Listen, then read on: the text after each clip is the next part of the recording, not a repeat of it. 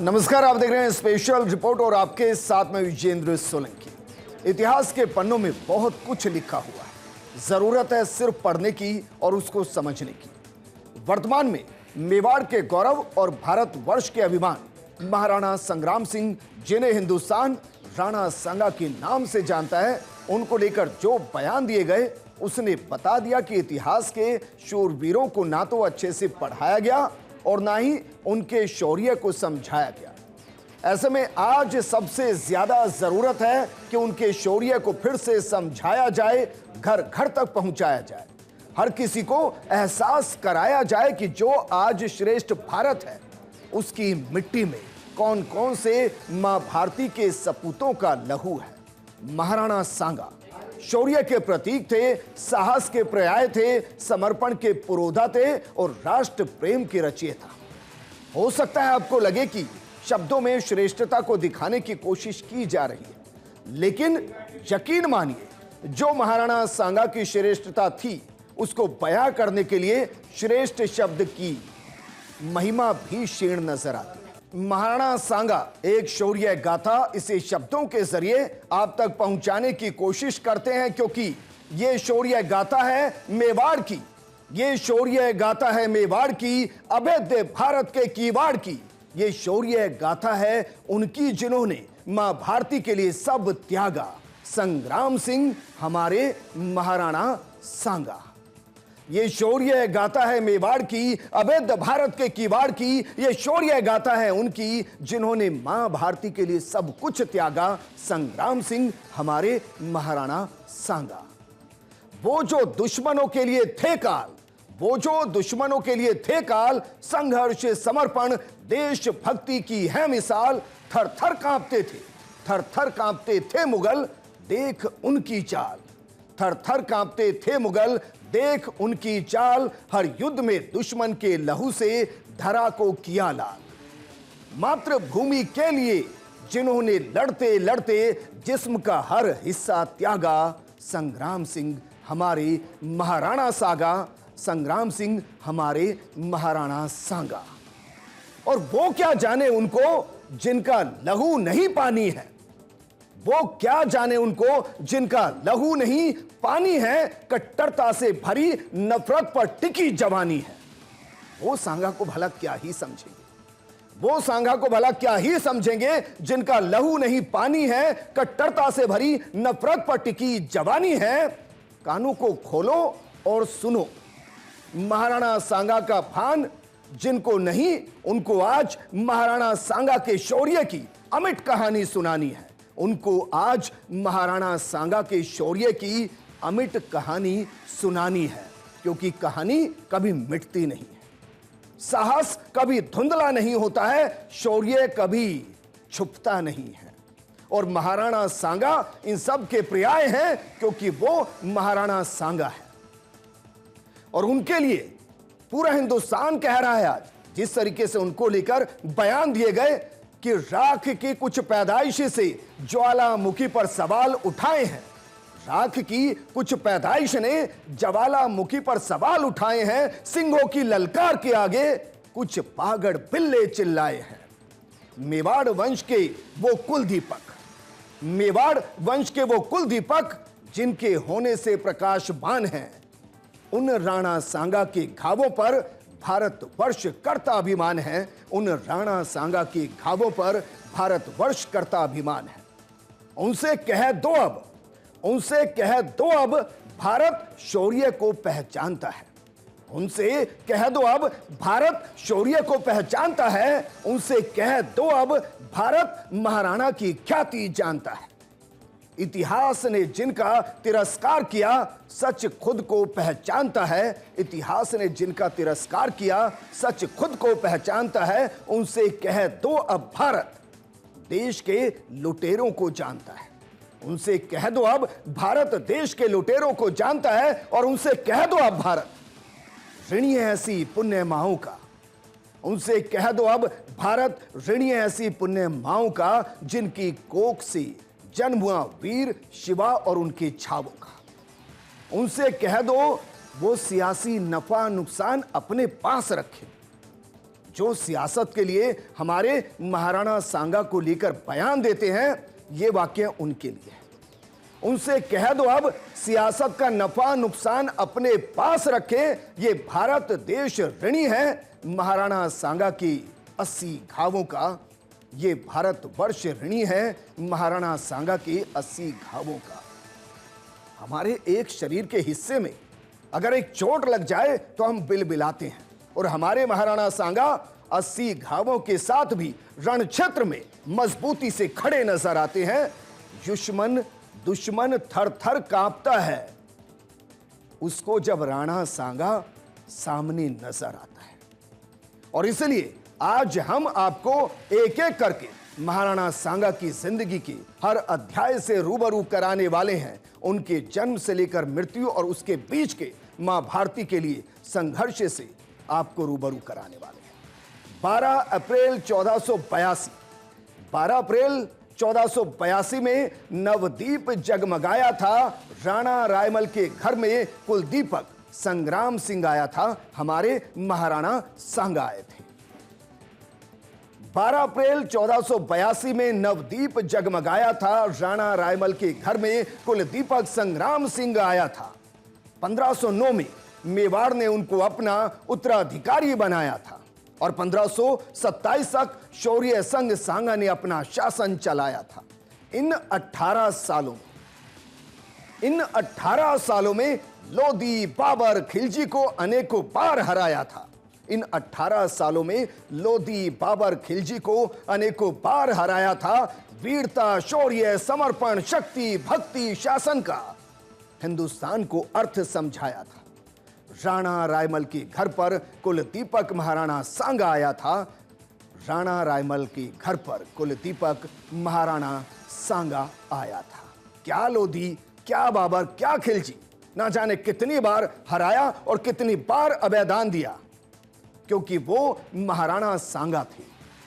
वो सिसोदिया राजवंश का सूर्यवंशी शासक कहलाया था।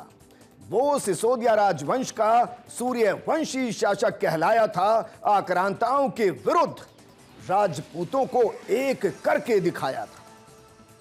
उनकी वीरता की कहानी कितनी सुनाऊं, उनकी वीरता की कहानी कितनी सुनाऊं, अनंत है। एक उदाहरण मालवा खिलजी से युद्ध का विजय अंत है। एक उदाहरण मालवा खिलजी से युद्ध का विजय अंत है। इडर की गद्दी की जंग में जब परिवार आपस में लड़ गए, सच की रक्षा की खातिर सांगा खिलजी से भिड़ गए। निजामुद्दीन को परास्त मुवर मुल्क को हराया था, और महाराणा सांगा हूं मैं, ये खिलजी को एहसास कराया था। महाराणा सांगा हूं मैं, ये खिलजी को एहसास कराया था। आप सोचिए जरा, सच की रक्षा के लिए महाराणा सांगा खिलजी से टकराए, उस जंग में आए और उस जंग में खिलजी को परास्त किया, एहसास कराया कि वो महाराणा सांगा है। उनके रहते हुए मेवाड़ की तरफ कोई आंखें उठाकर देख ही नहीं सकता, क्योंकि मेवाड़ के वीर मुकुट लोधी को सबक सिखाया था। मेवाड़ के वो वीर मुकुट लोधी को सबक सिखाया था। 1517 खातौली की रणभूमि में लड़ते लड़ते पैरों में लगे तीर अपना हाथ सांगा ने गवाया था। बावजूद इसके वो रुके नहीं, जख्मी शेर फिर भी दहाड़ा। महाराणा सांगा, जिनके पैरों में तीर लगे, उन्होंने अपना एक हाथ गवा दिया। उसके बावजूद जख्मी शेर फिर भी दहाड़ा, विजय ध्वज फहराया था। इब्राहिम लोधी को हरा, राष्ट्र गौरव बढ़ाया था। इब्राहिम लोधी को हरा, राष्ट्र गौरव बढ़ाया था। यूं ही नहीं वो महाराणा सांगा कहलाया था, यूं ही नहीं वो महाराणा सांगा कहलाया था। लेकिन कहते हैं ना कि जो हार जाता है उसको लगता है कि दोबारा जीता जा सकता है। लोधी ने भी ऐसा ही किया। उसको लगा कि महाराणा सांगा एक हाथ गवा चुके हैं, पैर में चोट खा चुके हैं। उसने एक और बड़ी गलती की। महज 1 साल के बाद 1518 में सोचा लोदी ने जीता सांगा को जा सकता है। 1518 में सोचा लोदी ने जीता सांगा को जा सकता है, हाथ नहीं पैर नहीं सांगा लड़ने कैसे आ सकता है।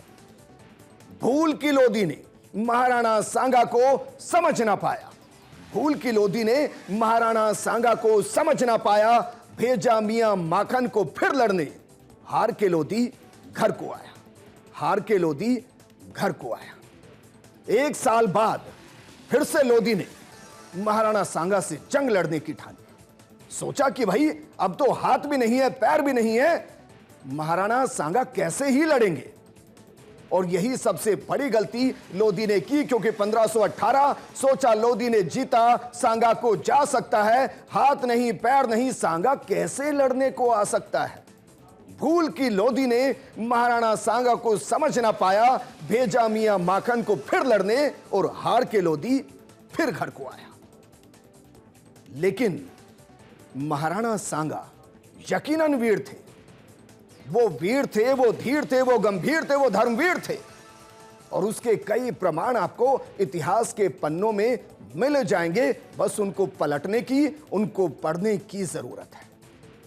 और इसीलिए हम कह रहे हैं हमारे महाराणा सांगा वीर नहीं धीर भी थे, वो वीर नहीं धीर भी थे, योद्धा नहीं धर्मवीर भी थे। मांडू के सुल्तान मोहम्मद लड़ने जब उनसे आए, मांडू के सुल्तान मोहम्मद जब लड़ने उनसे आए, महाराणा सांगा के हाथों हारे सुल्तान बंदी से नजर आए, उनको बंदी बना लिया गया था, वो इस जंग को हार गए थे। महाराणा सांगा के हाथों हारे सुल्तान बंदी से नजर आए। उदारता सांगा की, उदारता सांगा की मोहम्मद को उनका राज्य सौंप आए। यूं ही नहीं वो महाराणा सांगा कहलाए, यूं ही नहीं वो महाराणा सांगा कहलाए।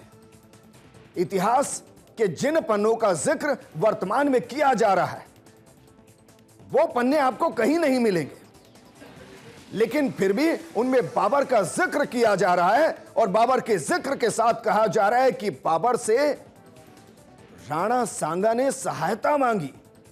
राणा सांगा जो अपने आप में काल, दुश्मनों के लिए जो अपने आप में रण क्षेत्र के अंदर काल की भांति सफाया करते, वो बाबर जैसे बुज़दिल से सहायता मांगते? बिल्कुल नहीं। तो इतिहास के पन्ने क्या कहते हैं यह आज आपको समझना चाहिए, और इस अध्याय को भी समझना चाहिए जो बाबर और राणा सांगा के साथ जुड़ा हुआ दिखाया जाता है। वो कैसे जुड़ता है जरा इसको भी समझिए। बाबर नहीं वो बुज़दिल था, बाबर नहीं वो बुज़दिल था, सांगा अपना दरिया दिल था। बाबर ने लोदी को हराने दिल्ली आगरा हथियाने, बाबर ने लोदी को हराने दिल्ली आगरा को हथियाने चाल चली। सांगा की तरफ दोस्ती का हाथ बढ़ाया, सांगा ने तैमूर बता बाबर को खाली हाथ लौटाया था। लगा था सांगा को बाबर तैमूर भांति लूट लोदी को वापस लौट जाएगा, ना था भान नियत में बाबर की खोट आएगा। जब बाबर दिल्ली की सत्ता पर आ बैठा, महाराणा सांगा भी बाबर से युद्ध ठान बैठा। जो ये कहते हैं कि बाबर से सहायता महाराणा सांगा मांग रहे थे, उनको इतिहास के पन्नों को पलटना चाहिए। बाबर लोदी को हराने, दिल्ली आगरा की सत्ता को संभालने के लिए सांगा से हेल्प मांग रहे थे कि वो आगरा की तरफ से लोदी पर आक्रमण करे। सांगा ने ऐसा नहीं किया। उनको लगा कि बाबर तैमूर की भांति आया है, लोदी को हराएगा, लूटेगा, चला जाएगा, इससे लोदी भी कमजोर होगा। लेकिन ऐसा हुआ नहीं। बाबर दिल्ली की सत्ता पर आकर बैठ गया, और जब इसका एहसास महाराणा सांगा को हुआ तो महाराणा सांगा ने खानवा के युद्ध के लिए बाबर को निमंत्रण भेज दिया। और यह साल था 1527। खानवा का मैदान था, हुआ जबरदस्त घमासान था। यह खानवा का मैदान था, हुआ जबरदस्त घमासान था। बाबर के पास बारूद जखीरा था, राणा भी रणधीरा था। बाबर के पास बारूद था, जखीरा था, हमारा राणा भी रणधीरा था। सांगा का शौर्य देख खुद लुटेरा बाबर घबराया था। सांगा का शौर्य देख खुद लुटेरा बाबर घबराया था। राणा से डरे बाबर ने धोखे का जाल बिछाया था। सांगा के सेनापति लोदी को लालच में फंसाया था। धोखेबाज लोदी सेना संग दुश्मन दल में आया था। फिर भी बाबर के संहार का बीड़ा सांगा ने उठाया था, किंतु बाबर का बारूद तोपे सांगा की सेना पर भारी पड़ी। बाबर की बारूद तोपे सांगा की सेना पर भारी पड़ी। धोखा खाकर भी सांगा की सेना साहस संग खूब लड़ी। आंख में तीर लगा महाराणा सांगा की। आंख में लगा तीर, जिस्म पर 80 घाव मिले। सांगा रण क्षेत्र से ना हटे, बेहोश हुए पर लड़ते रहे। सेना उनको बचाने रण क्षेत्र से सुरक्षित स्थान ले आई। सेना उनको बचाने रण क्षेत्र से सुरक्षित स्थान ले आई। आया होश जब सांगा को आंखें गुस्से से भर आई। आया होश जब सांगा को आंखें गुस्से से भर आई। आंखें गुस्से से लाल पाई। फिर से लड़ने, चित्तौड़ न लौटने की कसम खाई। ये है महाराणा सांगा, जिनका एक हाथ नहीं, पैर नहीं, आंख भी उनकी चली गई। जिस्म पर 80 घाव खाए, लेकिन जब होश में आए तो उन्होंने कहा कि लौट नहीं सकता। बाबर को हराना है, देश से भार पहुंचाना है, लेकिन ऐसा हुआ नहीं और वो हिंदुस्तान की मिट्टी में हमेशा के लिए विलीन हो गए। लेकिन जो आज महाराणा सांगा पर सवाल उठा रहे हैं, उनको इतिहास पढ़ना चाहिए, क्योंकि वो जो बोल रहे हैं वो भी महाराणा सांगा की वजह से, उनके जैसे बलिदानियों की वजह से। अंत में सिर्फ इतना कहेंगे, महाराणा सांगा की जिसने भी शौर्य गाथा सुनी, महाराणा सांगा की जिसने भी शौर्य गाथा सुनी, गर्व से सीना चौड़ा, आंखें भर आई। लेकिन वो क्या जाने सांगा का इतिहास, लेकिन वो क्या जाने सांगा का इतिहास, जिन्होंने बाबर खिलजी की कस्में खाई, जिन्होंने बाबर खिलजी की कस्में खाई। अंत में सिर्फ इतना कहेंगे कि महाराणा सांगा की जिसने भी शौर्य गाथा सुनी, गर्व से सीना चौड़ा, आंखें भर आई। लेकिन वो क्या जाने इस सांगा का साहस, जिन्होंने बाबर खिलजी की कस्में खाई। नमस्कार।